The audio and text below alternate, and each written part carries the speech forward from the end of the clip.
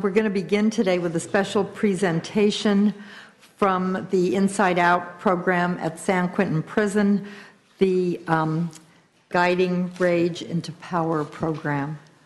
Are the individuals here Jacques Verdun, Patrick Mims, and Jenny Lyon? Please come forward, sit at the table.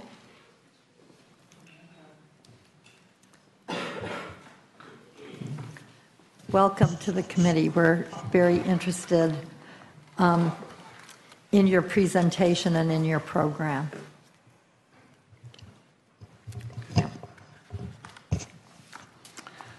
Good morning. Good morning. My name is Jacques Verdun. I'm the executive director of the Inside Out organization. That's inside spelled as in having an insight. And on behalf of both the prisoners and the victims we work with, we would like to thank the committee for being able to amplify those voices to inform your decision-making process. Inside Out is a nonprofit that represents my 17 years of working inside state prisons as a volunteer. All three of us work for the organization, though our lives represent radically different circumstances that brought us together that we will tell you about. Our goal today is to present you the urgent reasons to end the 30-plus years period that has seen cut after cut in prison rehabilitation programming and make available effective, high-quality programs such as the one we will present to you today. All three of us will speak for about 10 minutes, and then there's some Q&A afterwards. Thank you. First up to my right here is Mrs. Jenny Lyon. Thank you. I'm a little soft-spoken, so I'll bring this close. I really want to thank the committee for having us here today. It is an honor to be here representing our fellow Californians and to have this opportunity to speak of a matter of such importance to us personally and to our state. I recently graduated from San Francisco State University. I got my degree in cinema, and I am working on my first feature-length documentary, which is actually about the story that I'm going to share with you today. I came from a very normal, all-American, happy family. My dad was a dentist in the Army. My mom stayed home and raised us kids. And all was well until my father had a brush with infidelity, and my parents went through a very bitter divorce. And one night, my mother invited my father over to speak about some outstanding divorce issues, and they were not ready to be alone together. A fight broke out between them. No one else was there. A knife from the kitchen was involved. They both sustained many stab wounds. My mother was killed, and my father just barely survived. I was only 17 years old, and I had all of my sense of security ripped away from me in one night, and every day since then has been a path of healing for me. My father is now serving his 20th year of a life sentence for my mother's murder.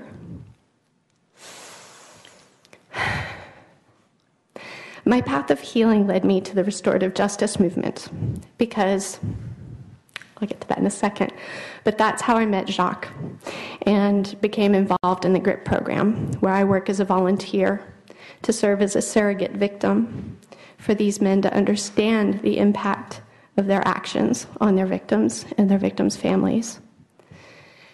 And I find this work to be incredibly healing for me personally, intrinsically rewarding, and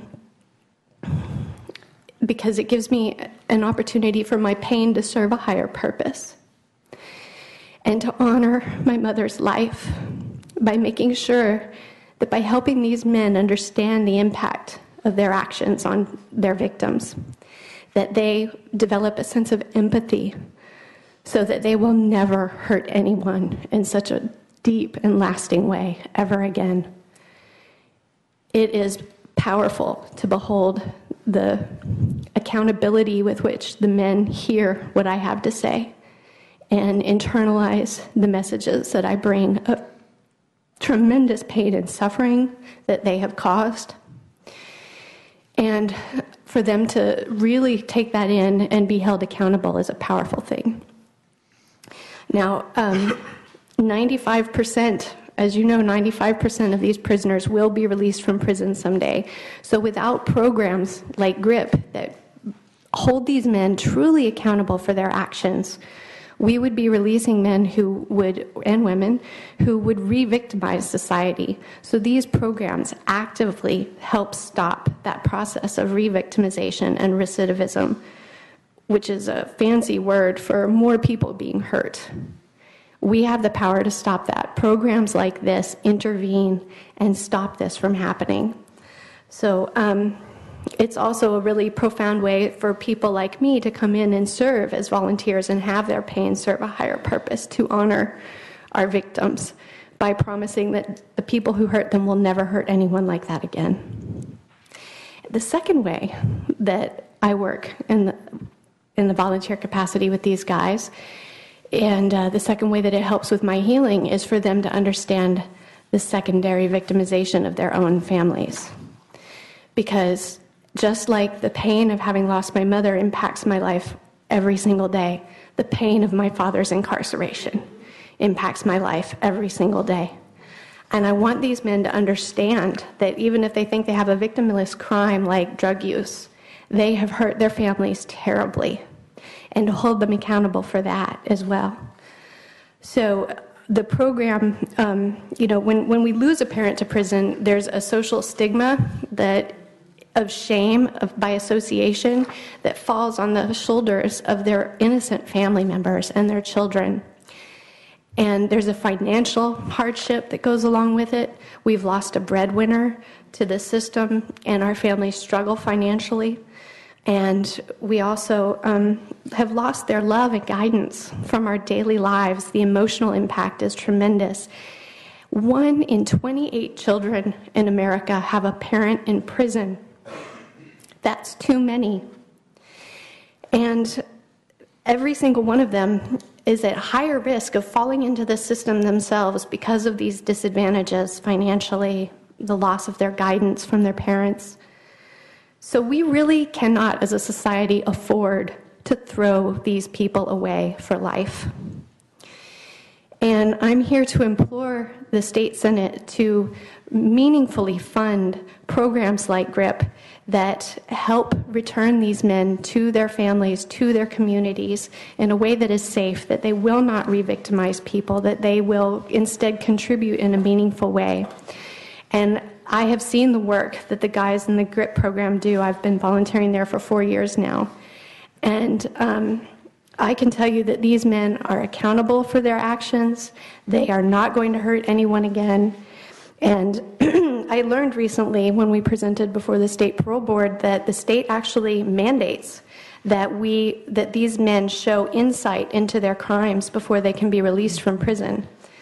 But if the state does not provide programs within all the prisons, not just San Quentin, which is very fortunate to have lots of programs, but all the prisons need programs like these so that these men have a way to meet that state requirement for insight. And so that when these men are ultimately returned, they will be returned safe to their societies. So thank you for giving me this opportunity to represent the interests of so many people in here today. I really appreciate it. Thank you. We appreciate you telling us your story more than we can tell you, too. Yeah, I want to thank Jenny for her bravery and for her noble effort to do something constructive with what is obviously a serious trauma. My own history as to how I ended up working in prison also involves a family member that was, interestingly enough, both a prisoner and a victim. My father was a prisoner. I grew up in Holland, and my father was held captive in World War II and forced to do forced labor for the Germans. He had a pretty traumatic time, particularly walking back from close to Poland back to Holland when, at the end of the war, when Germany was being bombed. And as kids, we used to hear him scream in his sleep. When the Berlin Wall came down, he decided to go back, find his captors, and make his peace, which was unusual. I lived in a blue-collar neighborhood. He was the milkman. He didn't leave town, so to leave the country was a big step. But he was driven, and it's a longer story, of course, but he found some of the survivors of the captors and some of the captors themselves, sat around, made his peace, and came back a radically different human being. And I'm his son.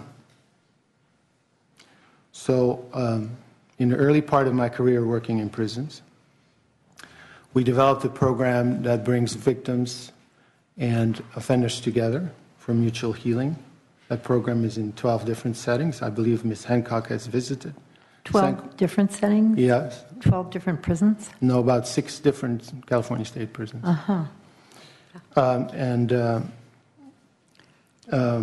I went on to really look for a comprehensive offender accountability program. And so I've developed a program that is a year-long effort called GRIP, meaning Guiding Rage into Power, which is a best practices methodology aimed at effectively transforming criminal behavior patterns.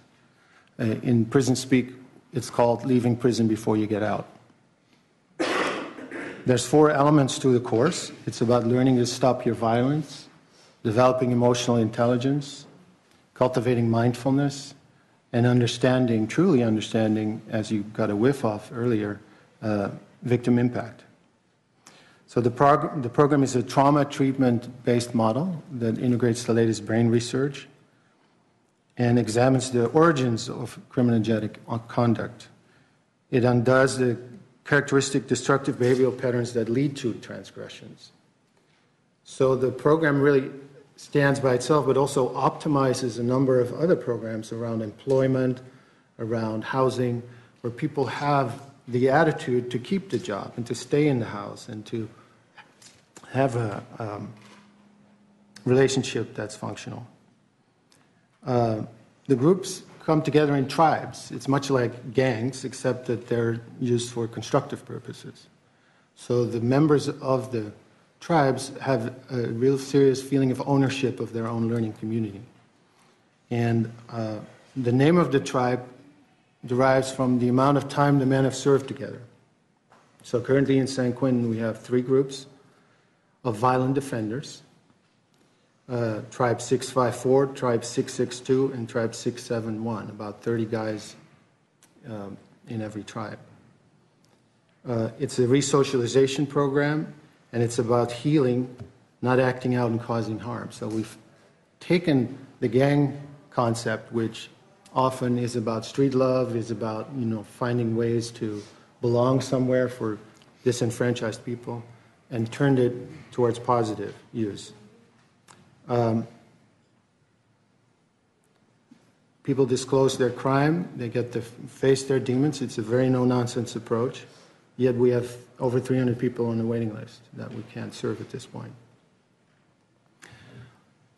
Little anecdote, if I may. We had a shot caller for the Crips in the class. A shot caller is somebody who is a senior member of a gang. And he sat there, with his arms folded for a while. But at least he came back to class every time. And we paired him up with a younger member that the 2 men knew each other from their neighborhood. And at one point, the shot caller raised his hand. And he said, "I got something." I said, "Okay, what did you get?" He said, hurt people. He said, "And I know because my mother shot my alcoholic father when she was abusing him. And the house was surrounded for 24 hours by police who didn't know quite what was going on in there. And I've been lashing out from pain like that my whole life."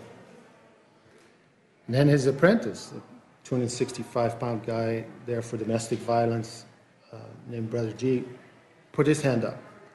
And he said, "I got some too." I said, "Well, what did you get?" He said, healed people heal people. He said, "And I know because this brother has been teaching me how to live well." And then both men wept. And so did the rest of us in that room.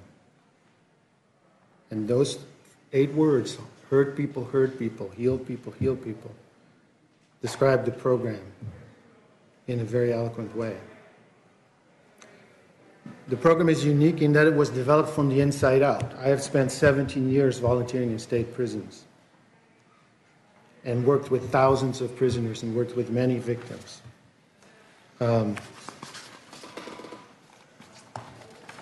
Prisoners from all racial backgrounds, all gang affiliations. And so what we're bringing to you here hopefully can be experienced as an earned opinion. You know, we've rolled up our sleeves and gone into the trenches. And the program is very successful. We have good research from the National Center of Crime and Delinquency of the University of Amsterdam. We have 111 guys graduated. 17 have been given a release date by either the parole board or a judge. 0% of them have reoffended. 0%. The average recidivism rate in California is 64%. Within 3 years is back. We're on the process, and we have concluded with some other guys a training where they can go out as change agents and work with challenged youth in Richmond and in high schools to prevent the school-to-prison pipeline. Very powerful to see that work done by people that have been there and done that. 1 in 107 people in America is in prison. 1 in 34 is under correctional supervision. That's parole, probation, or prison. As Jenny said, 95% of all inmates come back to be somebody's neighbor. How do we want that? Perhaps it's time not to just be tough on crime. Perhaps it's time to get smart on crime. Perhaps it's not okay to think of early release, but perhaps it can be okay to think of earned release. So the 75 men that are currently participating in the program have served almost 2,000 years together. That's $60,000 per year per inmate in California, which is the average. The 17 people that are no longer incarcerated represent a savings of over $1 million to the state of California. We're sitting here before you today to make the case that we're ready to roll this out. We're making a video instructional series of the program with the help and support of the director of rehabilitation, who I spotted in the audience. We have a workbook. We have particularly chosen to work like that because there's many prisons that are not so accessible, that where actually nothing is happening. People are just stuck there, and it's pretty dismal. So we made a presentation for the parole board. I saw the director also in the audience. And we've had very supportive reception of the program there. And it is difficult for a parole commissioner to uphold criteria that inmates have no way of learning the skills to meet those criteria. So we're sitting here firmly on outside of the us and them position here on a win-win situation.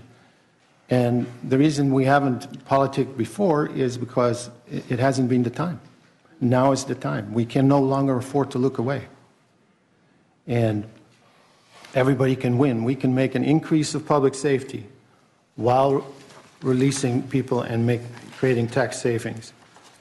In closing, under AB 109, it is stated that state prisons from now on are for violent offenders. I think it behooves any public safety committee or anybody who governs state prisons to make sure that a quality, highly effective, violence prevention-based program is instituted in every state prison. It would prevent re-victimization, it would serve public safety, it would save tax dollars. So as I stand before you here today, I do not stand alone.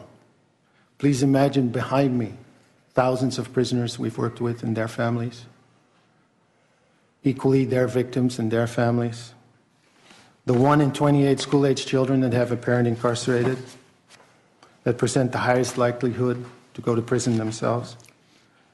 Please imagine all of them as we ask you to do what's right here. I thank you for considering this. Thank you very much.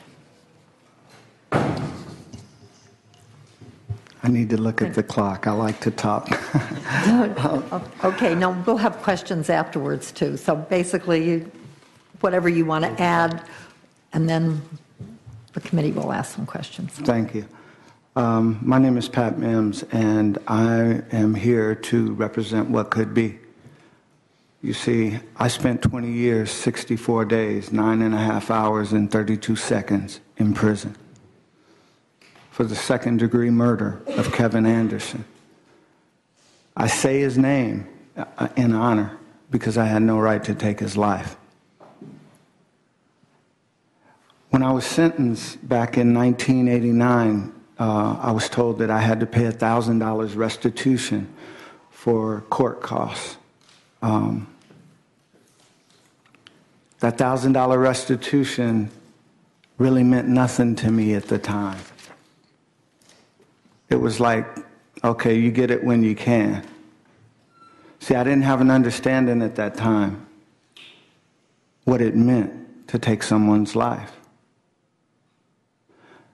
As I entered the prison system, I did what most prisoners do. I hung out and looked for a place to be safe. Back when I was in prison, I was in some of the toughest, New Folsom, Old Folsom. And being safe meant being tough, meant being able to protect yourself.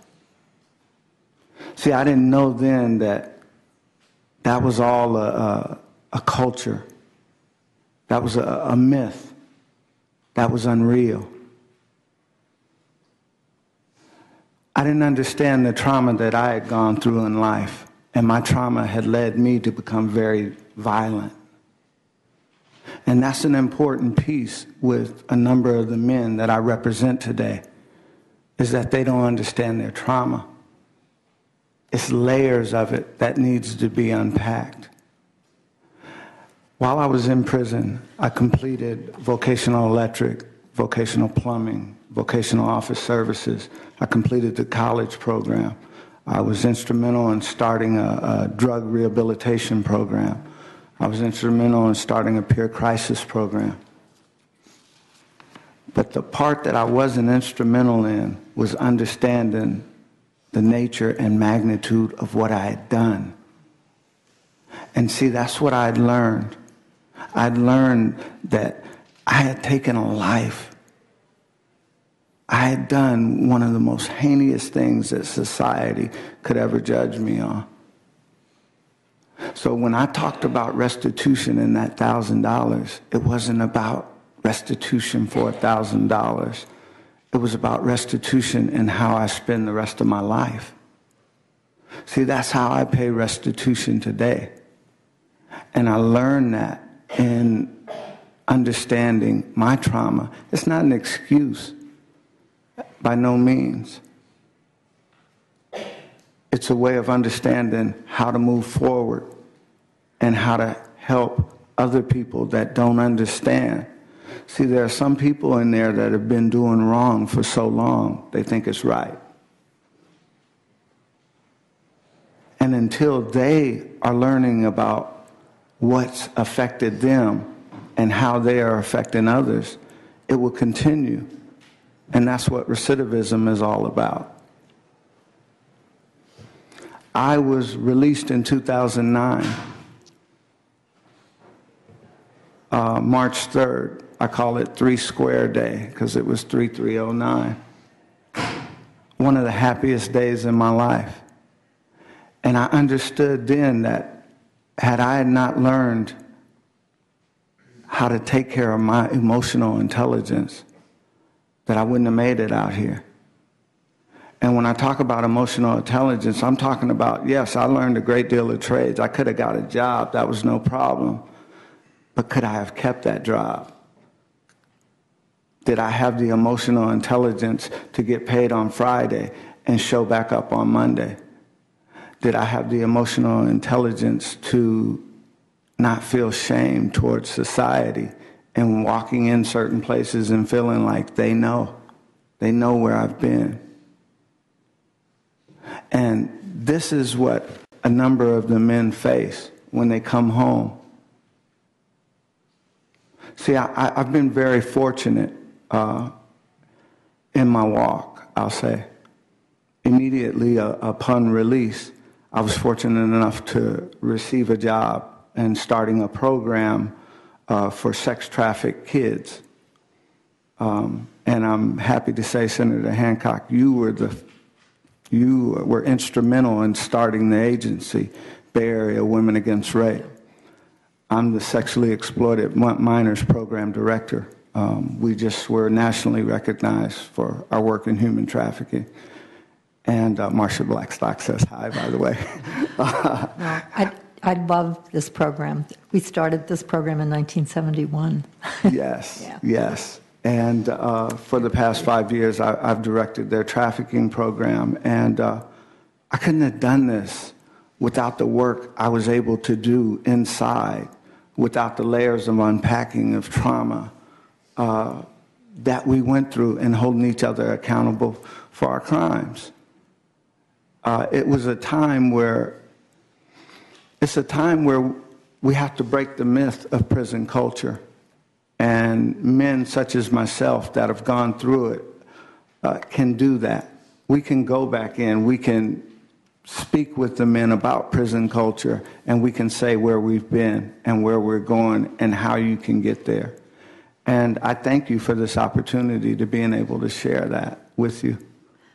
Well, I think we want to thank all of you for the example you set, for the model you give us of another way to break the cycle of violence, create safer communities, and victimization. We know that what we have tried, mass incarceration on a military model, for the last 30 years has been less than successful and is taking so much money that we cannot give our children what they need to keep them out of prison and on a healthy life course. Education, job preparation, job creation, all the things that a healthy society needs. So thank you for being here and showing us another way. I think one of the most telling statements that we have to keep going back to is 95% of the people are going to be back on the street in the community. Our current recidivism rate is around 64%. Every time somebody doesn't go back, another victim is not created, and we are safer. I do have a couple of questions, and I'm going to ask the OIG when they report on CROB to actually tell us if there is an inventory of programs like this, either self-help programs started by inmates or volunteer-generated programs. I have been to 5 or 6 different programs at San Quentin Prison. Some of them, like Kid Cats, which you may know about, which is a program that was developed by young men incarcerated for murder when they were juveniles, that it seems to be very much like yours, programs like No More Tears, and others. Do we have an inventory? Do we know where they are? And I think that as we look at uses of the recidivism fund that's been created in the state, we might want to look at ways of replicating some of these programs. One of the issues we face is that San Quentin Prison has literally probably hundreds of programs, well, at least scores of programs. It's in an area where there are many volunteers, many universities, many people, outside eyes that come in, creative minds that put things together.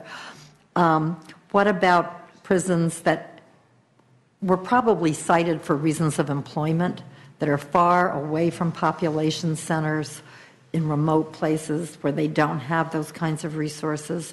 Perhaps we could find a way of replicating programs using some of the recidivism money. And I would just, suggest to members of the committee that we can think about that.